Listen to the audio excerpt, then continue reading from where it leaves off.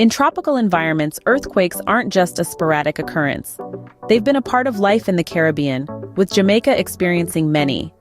The impacts range from minor tremors to major quakes that have caused significant damage. They've been documented going back to the 1600s. With these being reoccurring events, it's best to do what you can to be prepared. Now, how do we brace ourselves for these types of events? It's not as daunting as you might think. The key is to be proactive, not reactive. Let's walk you through the steps of earthquake preparedness. Firstly, it's crucial to create a family emergency plan. This means establishing a communication system and meeting points in case family members are separated during an earthquake. It's important to get everyone involved in this process, so each person knows their role and feels empowered, not scared. Next, securing heavy items in your home is a must. This can prevent them from falling and causing injury during an earthquake. Think about your bookcases, televisions, and large appliances.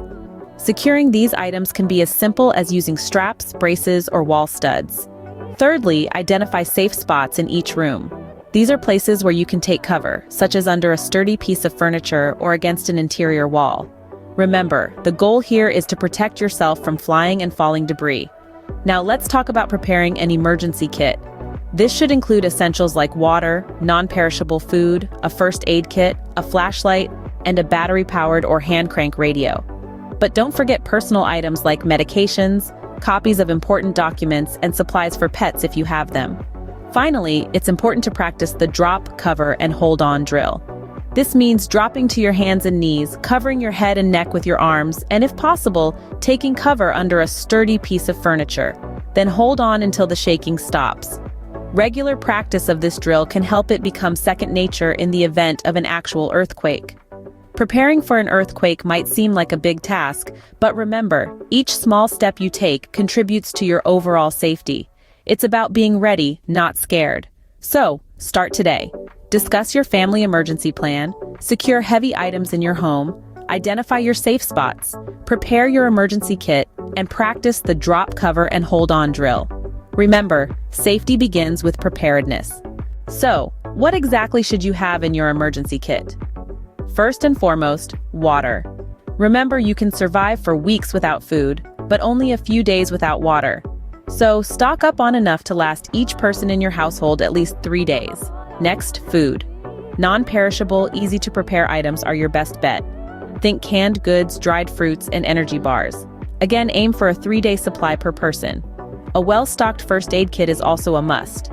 This should include bandages, antiseptic wipes, tweezers, medical tape, and a digital thermometer. If possible, also pack any necessary prescription medications and a spare pair of glasses if you wear them. A flashlight and batteries are essential for navigating in the dark if the power goes out. Consider also packing a hand crank or solar-powered charger for your devices.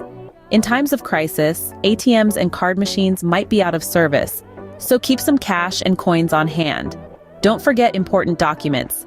Keep copies of your identification, proof of address, insurance policies, and medical records in a waterproof and fireproof container. Last, but by no means least, personal hygiene items. Pack things like toilet paper, feminine products, soap, and toothpaste. These items are your lifeline in the event of an earthquake. They'll keep you hydrated, nourished, and as comfortable as possible while you wait for help to arrive. Having these essentials on hand could make a significant difference in a crisis.